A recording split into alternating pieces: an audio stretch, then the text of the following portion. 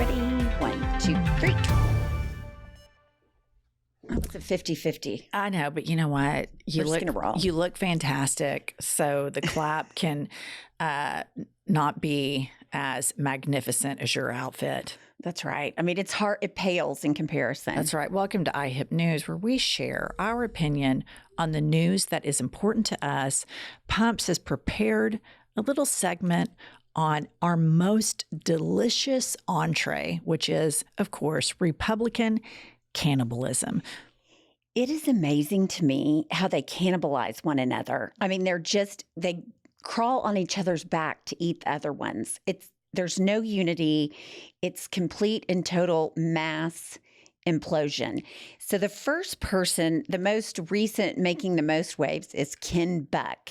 He is a Republican from the great state of Colorado. Have you changed, or has the party changed? I came here to represent conservatives, and I'm going to stay in that lane and not try to justify my positions. He says the Constitution, not Republican caucus, guide his decisions. I'm not here to lie to my voters. I'm not here to lie to Coloradans or Americans. I'm here to follow the Constitution. It is the rule book that we should abide by in Congress. Isn't it sad that a congressman would have to resign because he wants to uphold the Constitution? I probably disagree with 99.9% of his politics. But in this climate, especially with Republicans, it's admirable that he's willing to say no more. And there are 21 congressmen that are Republican that are not running for reelection or are resigning. I assume it's because of the policies of the Trump MAGA movement. This is Mike Gallagher.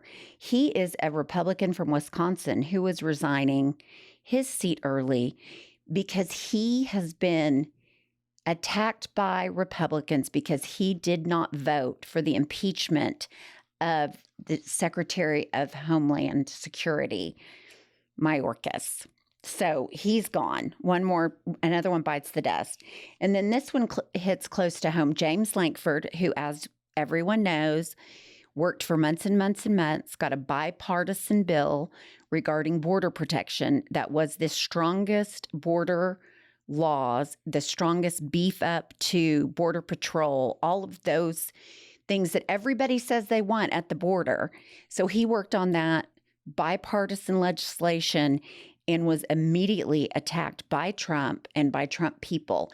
Here's a clip of what he said in regard to it. In fact, I had a popular commentator 4 weeks ago that I talked to that told me flat out, before they knew any of the contents of the bill, nothing was out at that point, that told me flat out, if you try to move a bill that solves the border crisis during this presidential year, I will do whatever I can to destroy you, because I do not want you to solve this during the presidential election.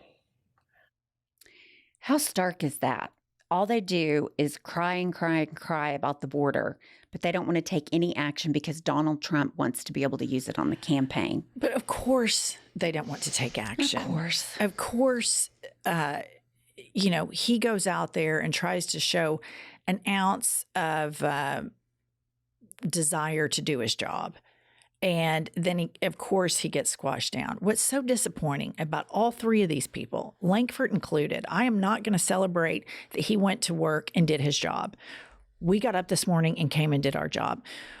All of them still, in my opinion, are so complicit with Trump and his crimes and his sycophantic worshipers that he doesn't speak out and say the Republican Party is behaving as though they don't care about Americans. And they don't say it. It's still all of this bullshit. They're so scared of being primaried and losing their own power that they can't put their job and what their job description is, which is working for the American people, ahead of themselves. I mean, it's just a classic case of selfishness. Right. And then one of our all-time favorites, Marjorie Taylor Greene, the gift that keeps on giving, the Republican from Georgia, she has introduced an article to remove Mike Johnson as Speaker of the House because she doesn't think he is far right enough. So this is what she said about Mike Johnson the illustrious Steve Bannon. Everywhere I go in my district, everyone is so angry at Mike Johnson. And one guy said it to me like this. He goes, do they have Mike Johnson's wife tied up somewhere and have a gun to her head? What is wrong with Mike Johnson? So for Mike Johnson to actually think that his Republican conference supports sending $60 billion to Ukraine, he is a damn fool, Steve. And he's a liar. Hold on, hang on. What kind of a congressperson talks about tying someone's wife up? I mean, I hate Mike Johnson. I think he's the worst, but she's worse. Well, here's the deal. The type of Congress people and the type of people that talk like that are Trumpers, because it's the way he talks. This is normal for them. There is a segment of the population where we all act incredulous that they act this way, but within that vacuum, this is normal discussion. It's totally normal for all of them to talk like this.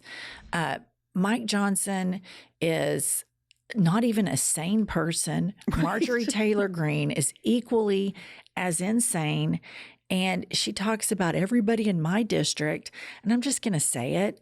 Everybody in her district is an insane Trumper who believes that this woman should be in Congress. Right. This is not a high IQ district. And I know that's probably not a nice thing to say, but these people enact not nice laws. These people want things that are antithetical to what American democracy is supposed to be. So I'm not going to sit here and be polite towards this complete and utter insanity that these people elect that buffoon to go to Congress, and she's wearing her MAGA hat, which is like a total cult hat, during the State of the Union. And now she's calling out Mike Johnson, who says he talks to Moses. He is Moses. He is Moses. God talks to him all the time. I mean, these people are not serious people, but sadly they have very, very serious jobs. Mike Johnson is a total freak show. This guy is a bizarre evangelical Christian who should be nowhere near power. He should maybe teach Bible study or go do whatever the hell he wants to do with his church, but he has no business being anywhere near government because he cannot separate his overt religiosity from government, which is supposed to be separate from church. He's incapable of doing it. And Marjorie Taylor Greene is just a nut. Right. I mean, she's always on and on about what Jesus would do and how the Bible says this and sinners and that. But I'm like, she is the absolute worst specimen of a human. Okay, let's just talk about it. I think she thought that the solar eclipse is some sign in Revelations to the coming of Jesus Christ.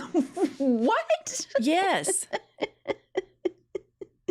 These people are fucking insane. It never occurs to them that the reason we know the exact location, date, and time of the eclipse is because of mathematics and science. And it has nothing to do with Revelations, you stupid dipshit Marjorie Taylor Greene.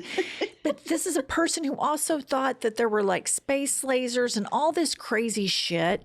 Right. And she is a buzzword politician that uses buzzwords, coded language like Jewish space lasers.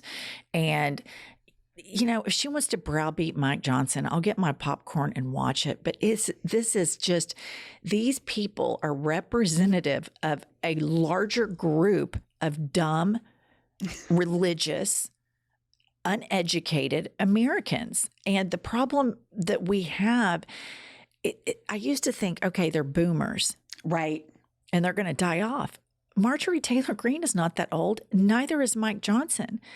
These people are breeding this generational cognitive dissonance, and they want America to be like this Christian nationalist country. Yet, I'll remind you, during 9/11, they were going on and on about Sharia law and how dangerous that was. And thank God we're free and we have separation of church and state. They basically want the same thing, but here in America. Absolutely. There's no question they're trying to institutionalize religion as part of government. Mm-hmm. It's it's abhorrent. It's absolutely appalling. It makes me sick. And this is a woman, you can't get a piece of paper between her and the evangelical right. And I've seen her tell reporters to fuck off. She's banging out her yoga teacher or something. You know, she is not of the highest moral character based on reports about her personal life. Right. And this is, you know, she is going to be on the moral high ground. It's revolting. You know, I just think one thing that we should talk about, if anybody believes in the rapture and they think that that is a real thing that's going to happen, that should be disqualifying for being in office, because that is so insane that people think that Jesus Christ is coming back to the earth to take all of these people up to heaven. And quite frankly, I wish it were true. Today. I really do, because think about all of the people that would be gone. All the mega churches would be empty. We could turn those into pickleball courts immediately. Hire some good architects to update the facade of them. I really wish the rapture would happen, but I know, and all of these people deep down know that it's not going to happen, that it is complete fairy tale myth bullshit. But somehow these people, they played the long game generationally. Mike Johnson's going to these purity balls and all this crazy shit. And these people are in Congress. Mike Johnson's two spots away from being president. If Biden and Vice President Harris go down, he's our number one. That's what's terrifying. It's just, I can't with these people. I can't. It's so insane. And I can't believe that people listen to them speak and think, oh, yeah, I'm down. It. That's it. I'm a faith and flag conservative. You know, but you have like these people that go to these Trump rallies, they have no idea that they are literally spewing talking points from Vladimir Putin. The reason she's so mad at Mike Johnson is because he knows that it's in America's best interest to help fund the Ukraine war, because Ukraine is central to Europe's stability. And Western Europe is one of our strongest allies. And Vladimir Putin knows that. And so they've started this psychological war campaign in the United States via social media. And they have all these morons that just buy into it hook, line, and sinker. I saw like on Instagram or TikTok or something the other day, some of those comedians were at a Trump rally and they asked this lady, who would you vote for, Joe Biden or Vladimir Putin? Without missing a beat, she immediately said Vladimir Putin. Right. It's that whole autocracy. They just keep beating it into people's heads, and they're not smart enough to realize they're trying to turn this country into a dictatorship, with the dictator being one of the dumbest fucks on the planet. But also, all of his followers are stupid too. I mean, to buy into this shit. I mean, the fact, sometimes from time to time, I'll go over to Fox, maybe like once a month. I literally can't make it 4 to 5 minutes in, because it's just such buzzword bullshit that they talk about. The border and crime. None of these people that are listening nor watching it are even affected by any of that stuff. Right. And they trot out all this xenophobic headlines around every 4 years. And I've had it. I've had it with Marjorie, and then I've had it with the other people that bowed out. At least, I don't like Liz Cheney very much, but at least she calls Trump for what he is. And she's standing up for American democracy. I think I disagree with her on probably everything. I was going to say, I disagree with her on everything. And her dad was the biggest war hawk on the planet. But the three that you showed, more Republicans need to come out and say, this is completely insane. Our party needs to stop watching Fox News. We need to get serious. These are not serious people, and they are seeking very serious positions of power that are going to have a damning effect, not just on the United States, but on the whole world order. I mean, if Ukraine goes the way to Russia, I mean, it's really not good. And I don't think people care enough or read enough beyond the buzzword headlines to dive into what the implications of that are. No, I completely agree, because I don't think Ukraine will be the last stop on Putin's world domination tour. And here's the thing. Putin's smart enough to know what a useful idiot Trump is. That all it takes is a little flattery and throw some money at him. We haven't talked about this, but we'll just close on this. I think it was a couple months ago. Tucker Carlson goes to Russia to interview Vladimir Putin. Okay. Yeah. Of course, he's a complete moron, and Vladimir Putin knows what a moron he is. I mean, Vladimir Putin is playing chess, and the Republicans are playing checkers. Like, oh, I'm going to double jump you, and then we're going to stack the checker on top. And they're idiots. So then Putin gets interviewed by Russian media, which is basically state-run media, after the Tucker Carlson interview. And he says he didn't think he was very smart and was shocked he didn't ask him more hard-hitting questions. Don't you know that Tucker's little pee-pee just shrank after that? I mean, he just sucked his dick so hard, then he just gets bitch slapped. I mean, it's so funny. I mean, just totally bitch slapped him. But you know what? He totally deserves it. He deserves worse. Yeah.